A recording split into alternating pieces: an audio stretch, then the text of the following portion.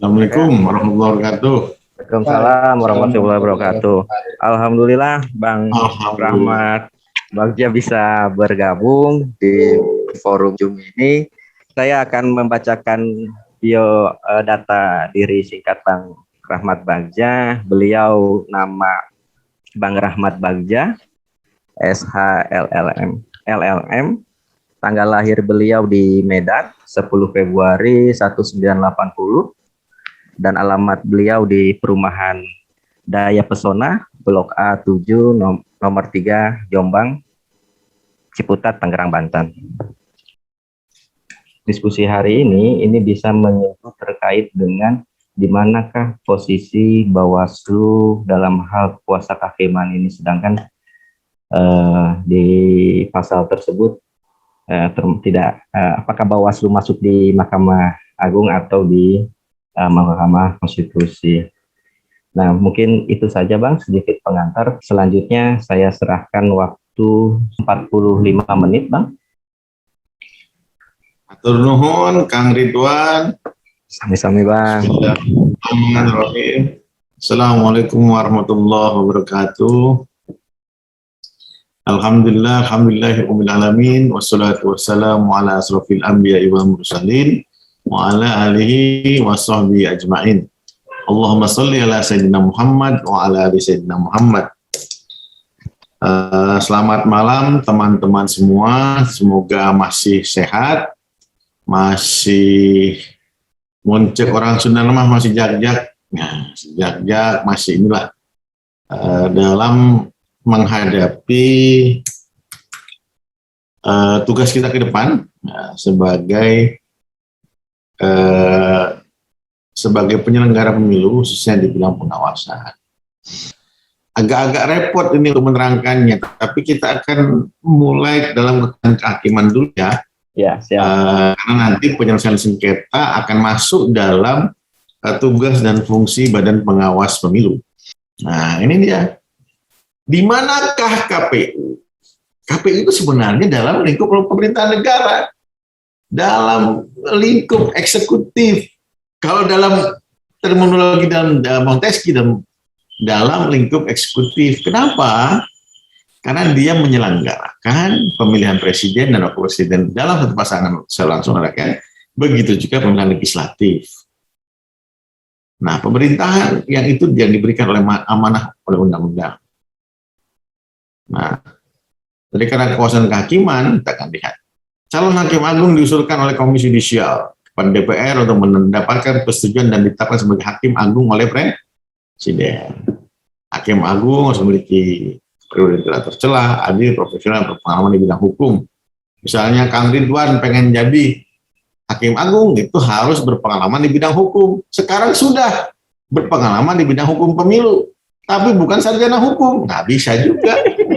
Jadi harus jadi sarjana hukum dulu. Misalnya Kang Mamun Nugraha pengen jadi hakim agung, harus cek dulu sarjana hukum atau tidak. Nah, harus Komisi Yudisial nih ya, berwenang mengadili pada tingkat kasasi, menguji peraturan di bawah undang-undang, judicial review di bawah undang-undang itu dilaksanakan oleh Mahkamah Agung. Ya. Gimana kalau sengketa pilkada? Ada di Kamar TUN ini. Kamar Tata Usaha Negara. Apanya? Bandingnya. Apa pengadilannya? Atau bandingnya. Banding ke PT TUN di Pilkada dan Mahkamah Agung. Kemudian kalau di pemilu bandingnya ke PT UN. Coba, kenapa di PT UN bandingnya? Karena caleg itu ada di DPRD. Apa caleg itu di kabupaten kota? Anda bisa bayangkan caleg yang begitu banyak tiba-tiba ke PT TUN. Itu PT TUN membeludak selesai ya. Nggak kayak Bawaslu dia tidak dipersiapkan untuk itu. Oleh sebab itu, makanya dibuat di PT UN beda dengan pilkada. Kenapa pilkada? Itu di PT TUN. Karena calonnya bisa sampai 3 doang. Kalau semua caleg misalnya mengajukan sengketa proses kepada Bawaslu, Bawaslu udah kelepekan nih. Kemudian dia tidak setuju dengan Bawaslu, dia mengajukan banding ke PT UN, misalnya dalam satu kabupaten 5. itu bisa kejang-kejang hakim. Waktunya hanya 15 hari. Bisa dibayangkan teman-teman. Makanya teman-teman ini, Bawaslu ini adalah ini orang-orang super. 12 hari kerja dalam undang-undang pemilu harus selesai itu proses berikut dengan putusan pembuktian, putusan, mediasi. Muncul orang syah orang Sunda mah. Dapat itu kan, semua dikerjakan 12 hari. Inilah yang terjadi di kita. Nah, itulah bandingnya di Mahkamah Agung. Kenapa? Karena kekuasaan kehakiman itu ada di Mahkamah Agung, tidak pada Bawaslu. Bawaslu bukan kekuasaan kehakiman, cuman mirip-mirip hakim saja, merasa dirinya yang mulia. Ini Irfan, Ridwan, siapa lagi, Nautalia, itu merasa dirinya yang mulia kan? Yang mulia, kami mengajukan ini, padahal yang tidak yang mulia juga. Yang mulia ini yang Mahkamah Agung. Kita ini hanya nitip saja, mirip-mirip yang mulia, pegang-pegang palu lah. Tapi sayangnya, dalam perbawaslunya, kita harus bersikap seperti hakim. Itulah yang disebut sebagai quasi judicial. Kita tidak di bawah kekuasaan kehakiman. Tapi putusan Bawaslu bisa direview, dibanding ke kekuasaan kehakiman. Terhadap di pemilu ada 3 di pemilu yang bisa dibanding, yang lain inkrah. Inkrah itu adalah putusannya berkekuatan hukum tetap. BHT, berkekuatan hukum tetap. Biasanya anak-anak hukum sebutnya BHT, berkekuatan hukum tetap. Kalau bahasa Belandanya supaya lebih supaya lebih agak-agak keren dari inkrah van gewis katanya. Nah, kalau dalam bahasa bahasa Sundanya final and binding. Nah, bahasa Barat ya, Jawa Baratnya gitu, final and binding. Jadi dia tidak bisa dibanding, itu nggak bisa dibanding. Hanya ada 3 yang bisa dibanding PTW. Pertama, penetapan peserta pemilu, calon peserta pemilu. Kedua, penetapan DCT. Ketiga, penetapan calon presiden dan wakil presiden. Ya, itu yang bisa dibanding, saudara-saudara. Bagaimana dengan MK? Apakah kita di bawah MK? Tidak, Bawaslu tidak di bawah MK. Ya, hakim konstitusi ini tadi ya, mempunyai 9 orang hakim yang diajukan 3 oleh Mahkamah Agung, ya, 3 oleh DPR dan 3 oleh Presiden, melambangkan sebuah melting pot antara 3 kekuasaan negara, eksekutif, legislatif, dan yudikatif. Berwenang mengadili pada tingkat pertama terakhir pengujian undang-undang. Kemudian memutus sengketa kewenangan lembaga negara, bukan sengketa ini ya, memutus pemberantasan politik dan memutus perselisihan tentang hasil sengketa hasil pemilihan umum. Tidak ada sengketa pilkada di sini. Tidak ada sengketa pilkada. Sekada sebelum tahun 2009 ke bawah itu dilaksanakan oleh PT Tun dan kekuasaan kehakiman Mahkamah Agung. Mahkamah Agung ke PT Tun. Kewenangan tinggi dalam memutus sengketa hasil pilkada. Tapi tidak terlalu baik dilihatnya oleh teman-teman. Sebab itu masuklah ini ke dalam kekuasaan Mahkamah Konstitusi. Cuman karena kemudian Mahkamah Konstitusi ada beberapa kasus yang terakhir memuncak pada kasusnya Pak Ketua MK, Pak Akil Mokhtar, kemudian MK kayak sepertinya tidak mau menerima lagi sengketa pilkada. Dengan itu, akhirnya dalam undang-undang 10 tahun 2016, nanti tahun 2024, sebelum pemilihan kepala daerah 2024 harus sudah ada peradilan khusus pemilu untuk sengketa hasil pilkada. Ya, itu yang sengketa ada dalam undang-undang 10 tahun 2016, sengketa hasil, bukan peradilan pidananya. Khusus pidananya semua ada di situ, enggak seperti itu. Siapa coba yang bisa menerima itu semua? Hanya Bawaslu yang bisa menerima itu semua, kawan-kawan ya. Penyelesaian sengketa itu khusus untuk hak dipilih, tidak memilih. Kenapa? Yang bersengketa adalah para calon peserta pemilu dan peserta pemilihan. Jadi, kalau dalam konsepnya, kita sudah paripurna ini, hak memilih dan dipilih. Dan semua menurut konsep idea, menurut konsep teman-teman Commission of Juris, bahwa hak memilih dan dipilih ini wajib diselenggarakan dengan proses yang transparan. Oleh sebab itu, Bawaslu membuka peradilan, membuka sistem pembuktiannya dengan terbuka kepada umum. Nggak boleh sembunyi-sembunyi. Ridwan gitu sembunyi, ke Bawaslu Kabupaten Bogor sembunyi. Oh, udah kita tutup saja persidangannya, nggak ada urusan. Terbuka semuanya. Kita buka biar tidak ada syak wasangka di antara kita. Ya, tantangan mewujudkan pemilu ya. Nah, tadi keadilan pemilu berkaitan dengan nilai asas atau prinsip yang membingkai keseluruhan proses dan hasil pemilu. Proses sengketa termasuk di sini keadilan indikatornya. Keadilan pemilu merupakan asas pemilu yang secara konstitusional ditegaskan nomor 122E tadi, langsung saya jujur dan adil. 4 indikator keadilan pemilu. Kesetaraan bagi seluruh elemen yang terlibat dalam proses pemilu termasuk dalam penegakan hukum. Setara semuanya. Bawaslu nggak lebih tinggi dari KPU, enggak. Bisa masuk pidana juga, bisa Bawaslu. Pastian hukum dalam setiap tahapan dan proses penyelesaian sengketa dan pelanggaran. Harus ada waktu yang jelas. Harus ada output yang jelas. Dalam penanganan pelanggaran, ini lanjut, tidak lanjut, lanjutnya berhenti di mana, atau ada putusan. Ditolak atau diterima, dibanding atau tidak. Ada batasan hari, 15 hari, 14 hari, 12 hari, 12 hari untuk sengketa proses. 14 hari penanganan pelanggaran administrasi. Pidana, beda pidana, pemilu 7+7 di Bawaslu, pemilihan 3+2. Manusia super lagi itu Bawaslu. Tanya polisi, ini pasti orang-orang yang sudah berhubungan dengan teman sentra Gakumdu. Sejak kapan nangkep orang 3+2 hari?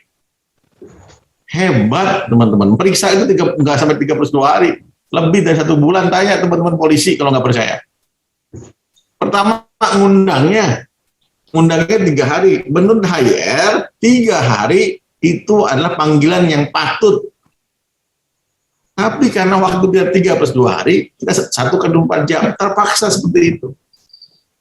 Kalau dipanggil ada berapa? 3 kali. Kenapa jadi 1 hari? Kan cuma 3 hari, 5 hari, nggak mungkin kita pakai 3 hari. 1 panggilan, 3 hari, 1 panggilan, 9 hari, udah lewat lagi. Jadi pakai 1 hari, itu reasoning kenapa 1x24 jam dipanggil. Ya. Nah, teman-teman, ini sistem keadilan pemilu menurut internasional ADIA. Ini tadi sudah dibahas tadi di Bawaslu DIY nih, teman-teman ikut tadi. Internasional ADIA menggabungkan antara sengketa dan pelanggaran, padahal secara prinsip ini berbeda. Karena sengketa disebut bersumber dari klaim hak, sedangkan pelanggaran bersumber dari penyimpangan terhadap asas atau aturan hukum. Karena menurut ADIA, keadilan pemilu, pencegahan, sistem sengketa pemilu ada korektif dan punitif, ini masuk dalam sengketa administrasi dan sengketa proses, penanganan pelanggaran administrasi dan sengketa proses. Padahal ini berbeda. Kemudian punya sengketa pemilu alternatif, itu mediasi. Nah, itu dibedakan lagi. Nah, ini menurut kami dalam Bawaslu tidak seperti ini. Ya, demikian teman-teman. Semoga mohon maaf jika ada yang salah. Billahi fisabil haq, fastabiqul khairat, Allahumma fi ila qamit thariq. Wabillahi taufiq wal hidayah. Assalamualaikum warahmatullahi wabarakatuh. Waalaikumsalam warahmatullahi wabarakatuh. Terima kasih. Ya, terima kasih Bang Rahmat Bagja. Alhamdulillah presentasi sudah tadi itu disampaikan dari A sampai Z terkait dengan Undang-Undang Dasar. Memang ada beberapa poin yang dibahas kan kayak gitu. Dan sekarang kita masuk ke dalam sesi tanya jawab. Ya, apa saja yang menjadi objek dalam sengketa proses pemilu? Lalu yang kedua adalah selama ini yang saya tahu itu ada salah satu jenis pelanggaran pemilu yaitu pelanggaran etik. Pertanyaannya adalah bagaimana mekanisme penanganan kode etik, kode perilaku atau sumpah janji dan fakta integritas yang dilakukan oleh penyelenggara pemilu. Terima kasih atas waktunya. Oke, makasih Teh. Ya, silakan Kang Muhammad. Mohon izin Pak Bagja, saya Muhammad Iqbal dari Kota Bandung. Izin bertanya, tadi sempat dibahas sedikit terkait dengan Undang-Undang Dasar. Terkait dengan Undang-Undang Dasar, pertanyaan saya sedikit. Saya juga masih kebingungan karena kita sebagai Bawaslu gitu ya, Badan Pengawas Pemilu yang kalau dari frasa itu pemilu gitu. Nah, yang ingin saya tanyakan, apakah pemilihan kepala daerah, dalam hal ini pemilihan gubernur, bupati, wali kota, itu dapat masuk ke dalam rezimnya pemilu. Sementara kalau khusus di Undang-Undang Dasar itu di pasal 22E itu kan diatur asas pelaksanaan pemilu itu berjurdil, dan di ayat 2-nya itu dijelaskan bahwa pemilihan umum itu untuk presiden, DPR RI, DPRD provinsi, kemudian DPRD kabupaten kota serta DPD. Nah, kemudian apakah kita bisa mengimplementasikan asas-asas yang ada pemilu kepada pemilihan? Karena ya apakah itu bisa kita kategorikan satu rezim gitu. Untuk pertanyaan kedua terkait dengan sidang musyawarah sengketa gitu, Pak. Saya tidak menemukan adanya batas waktu pencabutan permohonan oleh pemohon pada saat sidang musyawarah sengketa. Misalnya pemohon diberikan waktu sampai pada tahap sebelum dimulainya sidang terbuka atau apa, karena saya tidak menemukan frasa itu. Jadi ini berakibat nantinya kalau tidak diatur batas waktu, pemohon tentunya akan, misalnya sudah mulai sidang terbuka, itu bisa seenaknya saja gitu menarik laporan, sementara sidang terbuka sudah dimulai. Itu bagaimana Pak Bagja? Saya kira itu saja. Terima kasih. Assalamualaikum warahmatullahi wabarakatuh. Waalaikumsalam warahmatullahi wabarakatuh. Baik, satu lagi kalau ada. Ali, kasih. Oh, siap. Bangga. Siap, Bang Ali, silakan. Ya, terima kasih moderator Kang Ridwan. Assalamualaikum warahmatullahi wabarakatuh. Waalaikumsalam. Puji bagi Allah, salawat dan salam semoga terlimpah kepada Muhammad junjungan kita Rasulullah SAW. Yang saya hormati pimpinan Bawaslu RI, Kang Rahmat Bagja. Semoga Allah Subhanahu wa Ta'ala selalu senantiasa menyehatkan Kang Rahmat Bagja dalam menjalankan tugas-tugas sehari-hari. Banyak rezeki dan panjang umur. Saya ingat kan ada dua proses sengketa. Ini materi pertama, materi dari Bang Yulianto nih kan. Ada sengketa proses, ada sengketa hasil kan. Sengketa proses di Bawaslu, sengketa hasil di MK.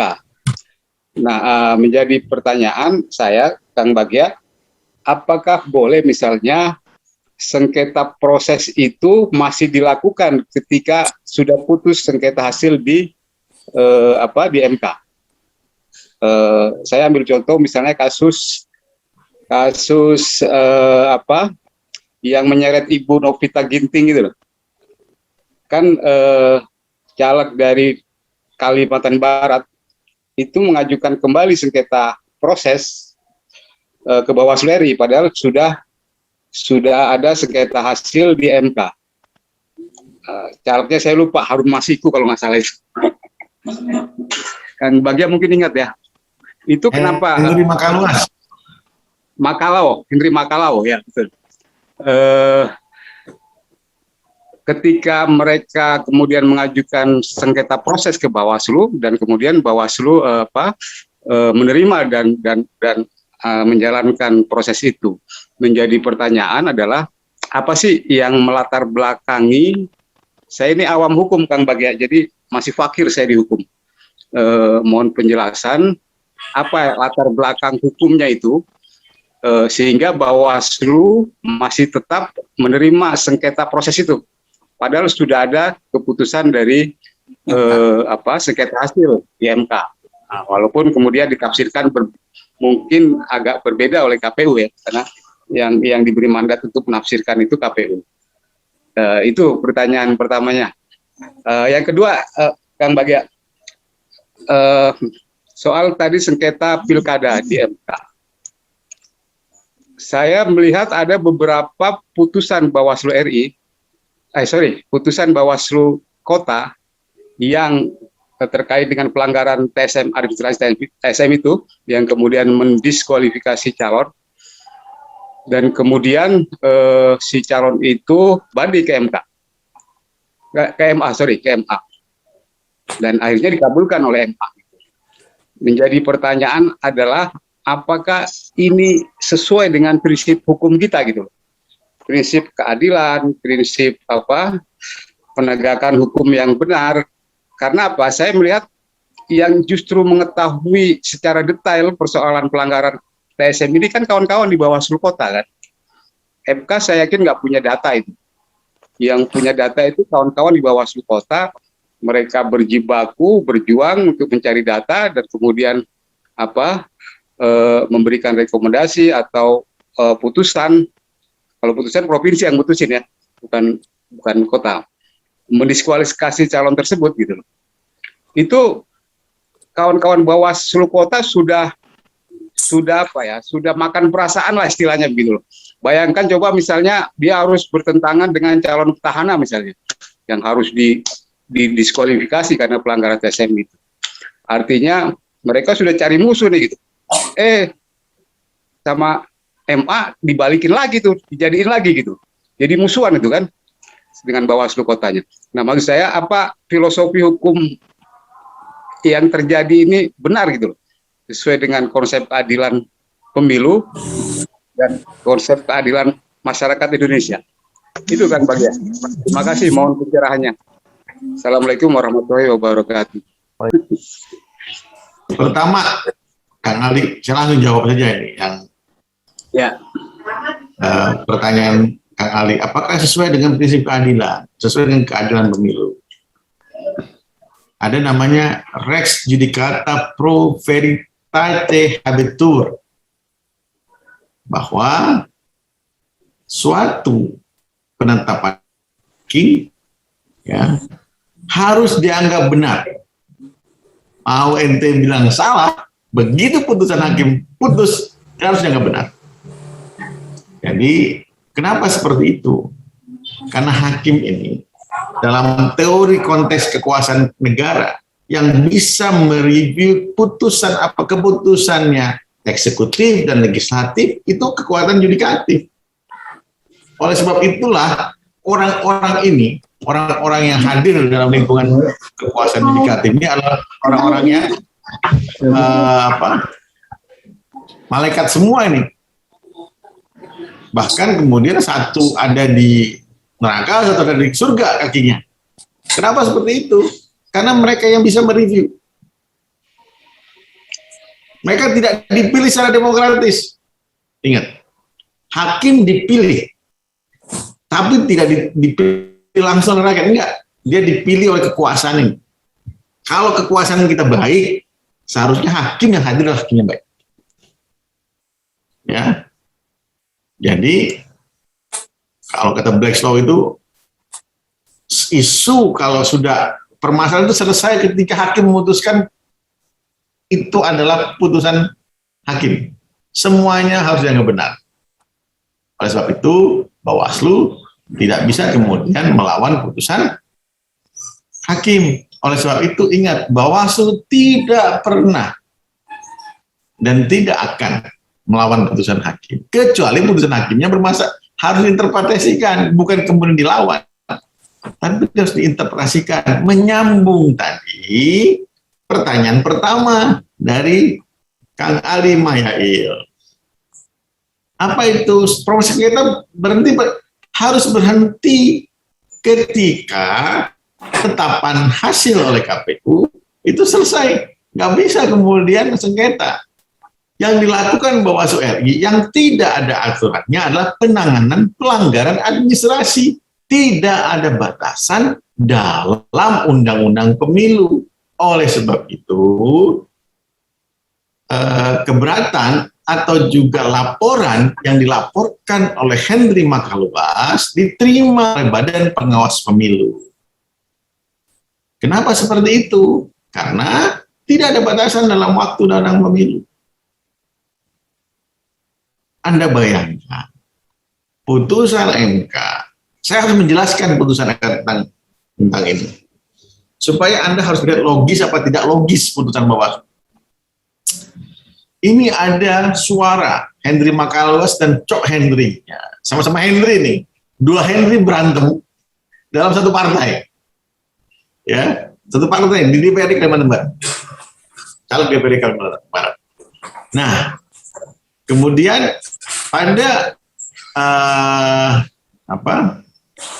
rekapitulasi suara Cok Henry ini ya dibuktikan oleh Henry Makaluas dengan proses penanganan pelanggaran administrasi bahwa ada masalah. Disandingkanlah rekapitulasi dan benar ada pengambilan suara dari Henry Makaluas kepada suara Cok Henry. Bukan hanya dari partai yang sama, bahkan dari partai yang lain diambil. Kemudian Bawaslu merekomendasikan putusan pelanggaran administrasi dan kemudian KPU merubahnya dengan berita acara Komisi Pemilihan Umum Kabupaten Sanggau. Ini di Sanggau ini. Nah, kemudian diubah. Sayangnya berita acara ini terlambat diberikan kepada Provinsi Kalimantan Barat. Pada saat rekapitulasi, menurutnya sudah, nanti di RI saja. Di RI ditutup, tidak dibahas. Kita sudah mengajukan, nggak bisa begini. Ini sudah ada berita acara KPU Sanggau loh. Ini kemana ini nantinya? Bagaimana sebuah putusan lembaga, sebuah keputusan lembaga penyelenggara pemilu di bawah kita tidak kita review.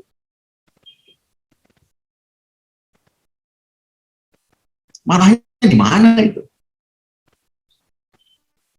Bahkan terjadi peningkatan suara. Nah, kita lihat peningkatan suara di mana? Di MK, putusannya muncul. Suara Henry Makaluas ditetapkan sesuai dengan permintaan Henry Makaluas. Dibuktikan dalam sidang Mahkamah Konstitusi. Akan tetapi, Mahkamah Konstitusi itu hanya memutuskan suaranya Henry Makaluas. Menurut KPU, ini saya agak emosional nih. Menurut KPU, kalau begitu suara Henry Makaluas naik sekitar 2000-an waktu itu. Suara Cok Henry tetap. Jadi ada suara 2000, suara hantu, saudara-saudara. Hantu suara. Bayangkan. Menurut putusan KPU. Putusan MK tidak berbicara itu. Putusan MK berbicara suara Henry Makaluas penambahan sekitar 2000.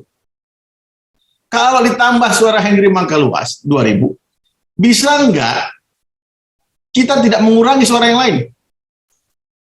Coba, logika kita berpikir. Menurut saya kewarasan kita dalam berpikir itu hilang ketika itu.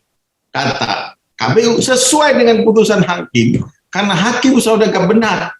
Putusan hakim MK benar. Akan tetapi, saudara-saudara, putusan hakim MK tidak berbicara masalah pengurangan. Siapa yang berhak menerjemahkan itu? Ya KPU. Menurut Bawaslu. Oleh sebab itu diterimalah keberatannya pengaduan Henry Makaluas melalui penanganan pelanggaran tidak sengketa. Ya, karena di Undang-Undang 7 tahun 2017 tidak ada waktunya. Tidak dibatasi waktunya itu. Menariknya seperti itu di Bawaslu. Akhirnya kita memutuskan Bawaslu tidak pernah memberikan suara apapun. Bawaslu hanya mengembalikan, ikuti putusan MK dan sesuaikan dengan berita acara KPU Sanggau. Bayangkan, hanya itu putusan Bawaslu pelanggaran administrasi. Saya pernah tanya sama teman KPU, kenapa sih?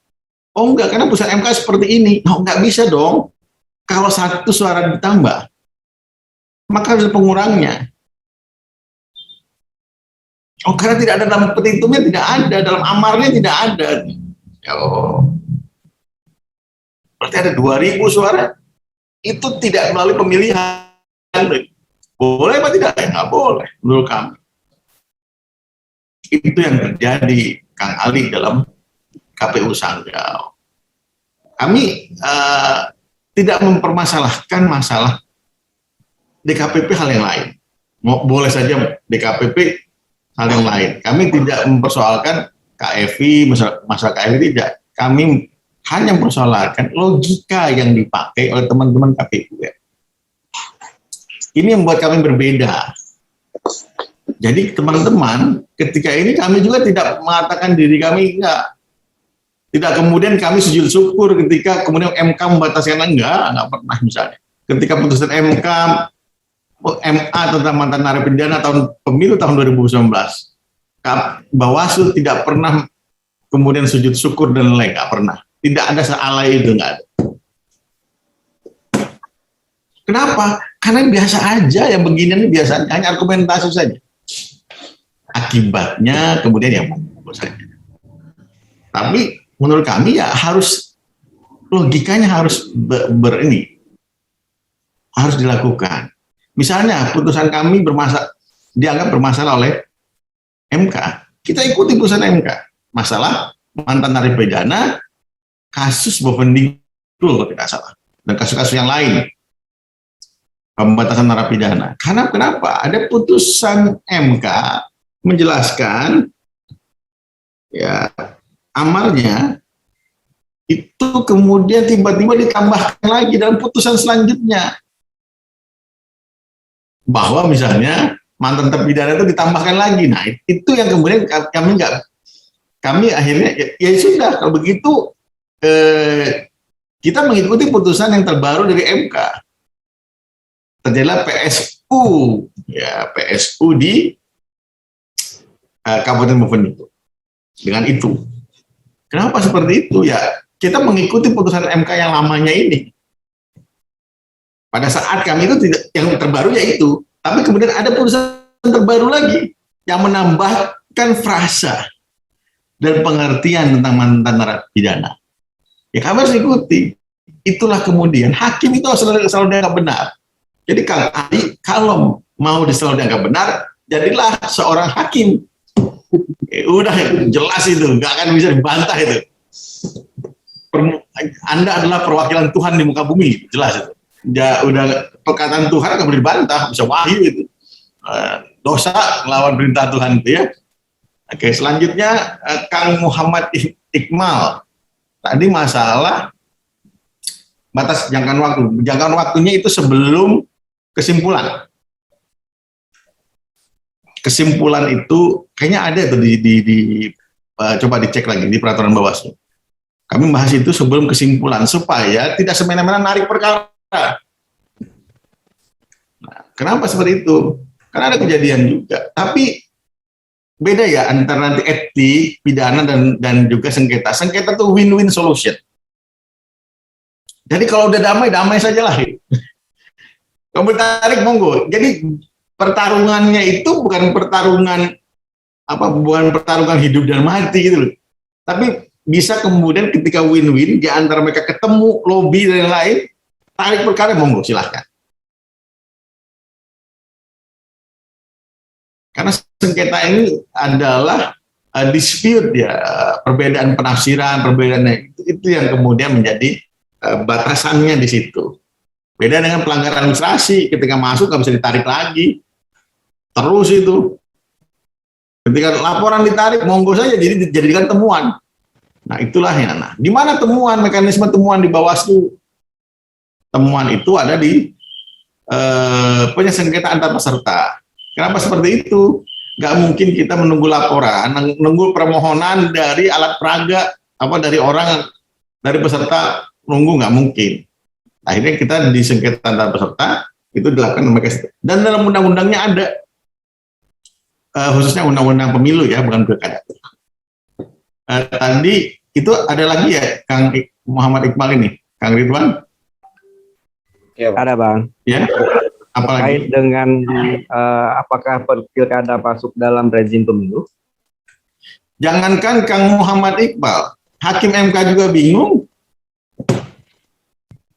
Ada 2 putusan, pertama masuk dalam ranahnya ranahnya rezim pemilu, ada yang bukan rezim pemilu. Tapi kalau kita lihat apa yang kemudian agak tabrakannya, ini langsungnya itu. Kenapa? Karena kalau demokratis bisa dilakukan dengan pemilihan oleh DPRD, namanya demokrasi tidak langsung, indirect demokrasi. Kalau baca dasar ilmu politik, Henry B. Mayo, Miriam Budiarjo, dan kawan-kawan. Itu indirect. Boleh nggak? Boleh. Demokratis ya demokratis. Kenapa demokratis? Karena anggota DPRD-nya dipilih secara langsung. Gitu. Nah, jadi siapa yang bingung? Bingung akhirnya. Tapi kenapa kemudian MK memasukkan itu dalam rezim pemilu? Ketika dimasukkan dalam rezim pemilu, maka ada dasar MK memutus sengketa hasil pilkada. Nah, itu menariknya seperti itu. Sebenarnya ya teman-teman, ada namanya prinsip kekuasaan kehakiman. Tidak boleh ultra petita.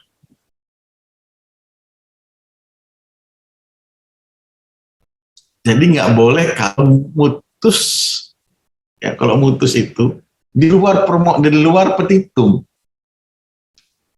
Tapi kejadian MK semenjak zaman Prof. Jimli, ini kita bicara MK ya, di kritik akademik ya.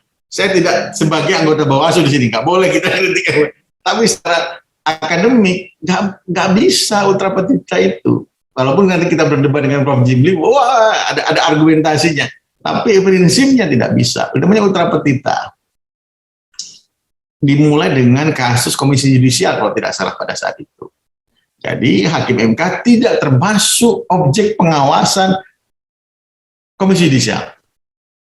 Melalui apa? Melalui putusan yang diajukan oleh Ikatan Hakim kalau tidak salah ya.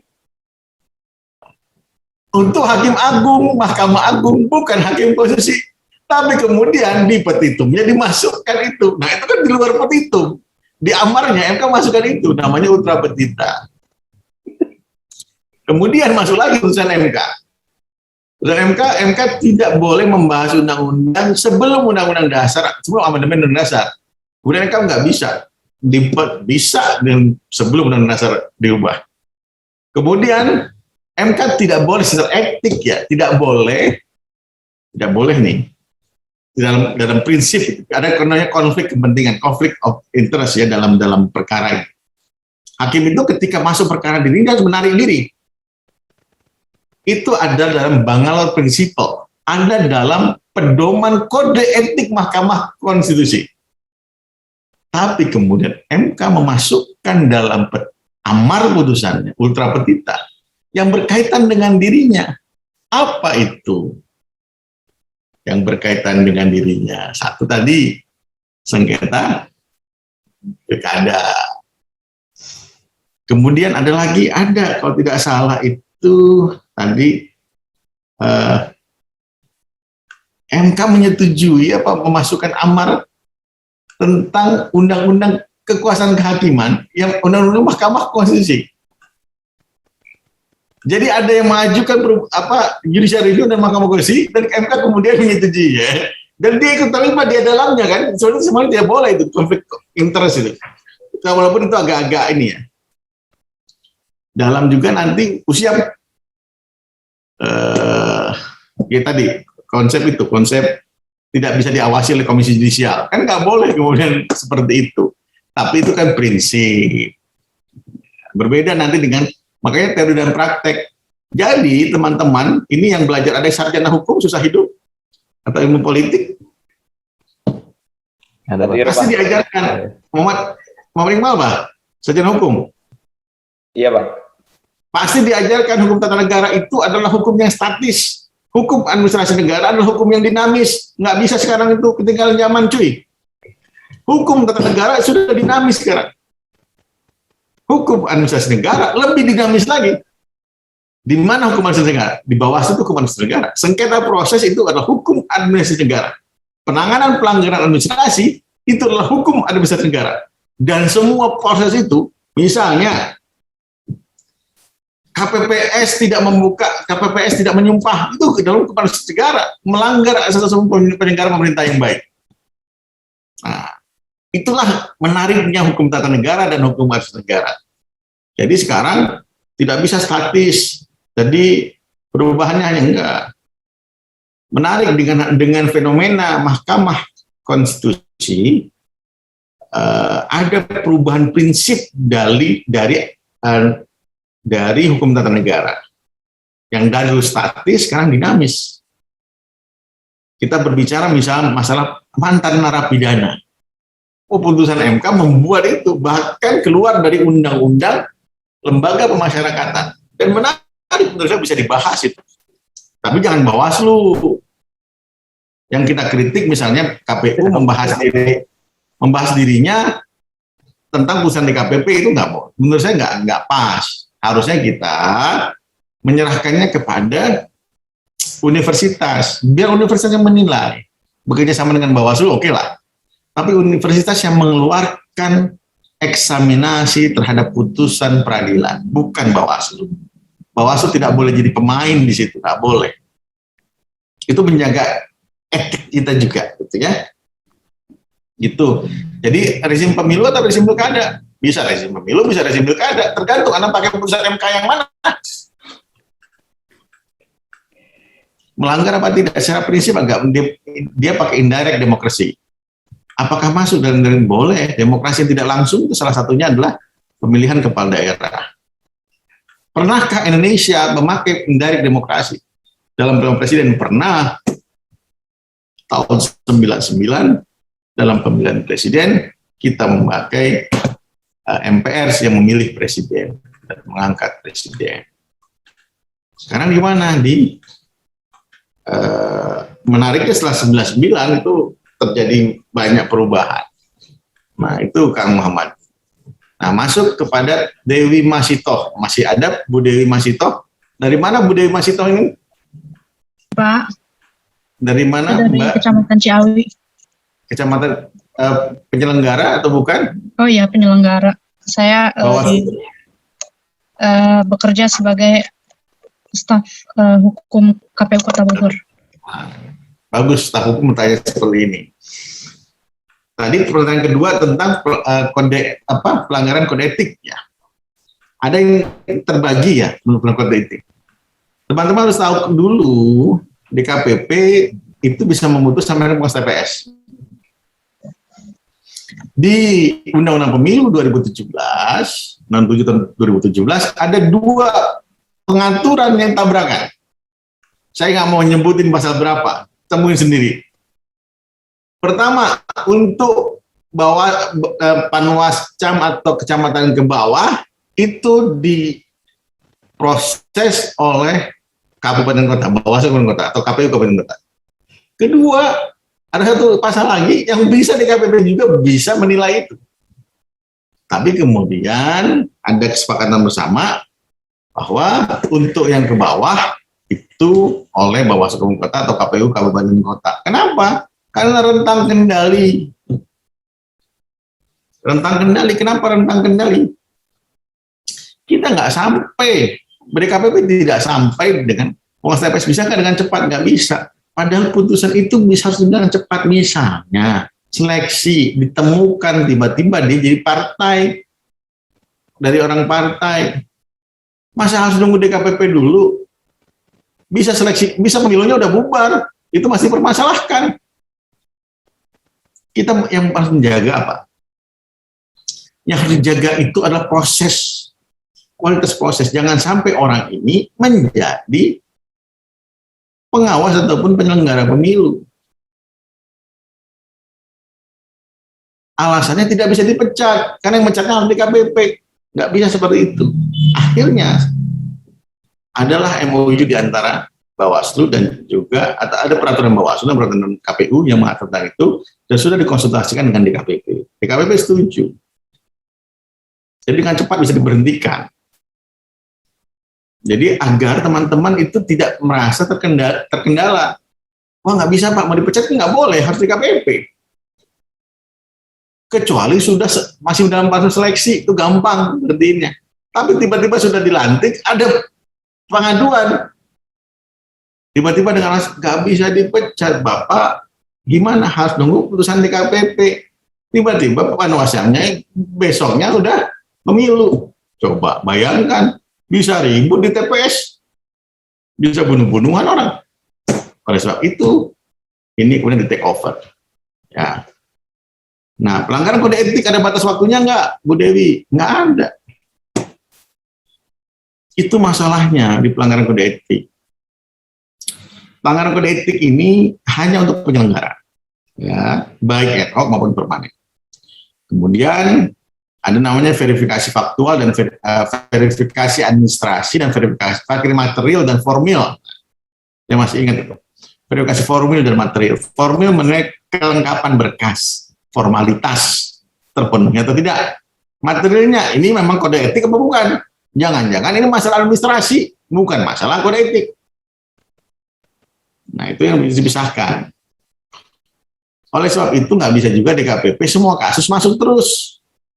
Itu namanya ada penyaringan melalui verifikasi formil dan material. Ada batas waktu? Tidak.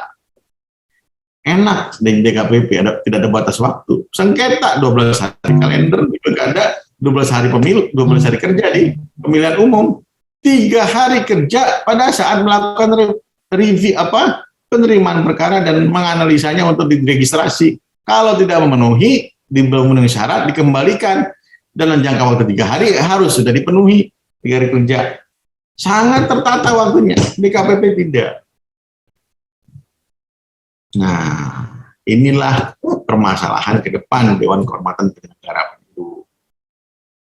Saya kebetulan ikut dalam beberapa prosesnya. Jadi, dalam pembuatan proses kode etik maupun pedoman beracara. Nah, teman-teman, itulah yang kemudian jadi permasalahan di kode etik. Ya. Tapi, ingat, Bawaslu dulu diberikan tugas untuk menerima permohonan pengaduan kode etik di tingkat Bawaslu provinsi. Kenapa? Karena DKPP tidak mempunyai tangan di tingkat provinsi dan kabupaten kota. Dengan itu Bawaslu provinsi kemudian meneruskannya kepada DKPP supaya waktunya lebih cepat. Nggak tahu ini masih berlaku atau tidak. Karena sekarang nggak semua orang punya email yang kuat. Anda kalau berbicara email yang di Kabupaten Bogor mungkin bisa. Kalau di Mamberamo Raya, enggak mungkin itu. Pasti melalui surat. Nah, itu mulai Bawaslu provinsi bisa dilakukan. Kemudian yang pertama, tadi apa, Bu Dewi? Mengenai ini, Pak. Objek sengketa. Ya, Objek sengketa. Dalam sengketa antar penyelenggara dan peserta, itu SK. Ada batas waktunya 3 hari semenjak dikeluarkan oleh Komisi Pemilihan Umum. Dalam sengketa antar peserta, bisa nggak SK 3 hari? Nggak bisa, sulit. Tetap objeknya adalah sengketa SK, tapi interpretasi tentang SK. Antar peserta yang tidak nyambung. Misalnya, lokasi kampanye, zonasi kampanye. Ini saya di sini, di Kecamatan Cirende misalnya. Saya juga Kecamatan Cirende. Dua-duanya pada hari yang sama, padahal menurut KPU tidak seperti itu. Hari ini di Cirende itu partai A, yang B nanti besok hari kemudian. Nah, itulah yang kemudian interpretasi SK zonasi atau SK jadwal kampanye itu bisa dipersoalkan oleh peserta dengan peserta. Dipanggillah namanya PPK. Bro, ini yang jelas yang mana nih? Oh, partai A, oke Kang ya, berarti Anda tidak boleh partai B di sini. Sepakat, tulis berita acara kesepakatannya, tanda tangan, selesai.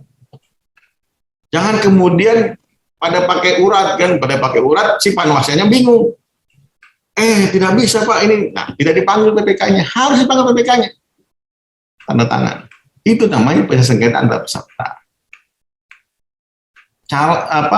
Kemudian salah masang alat peraga, tempatnya di zonasi partai B, padahal dia partai A, zonasi yang lain.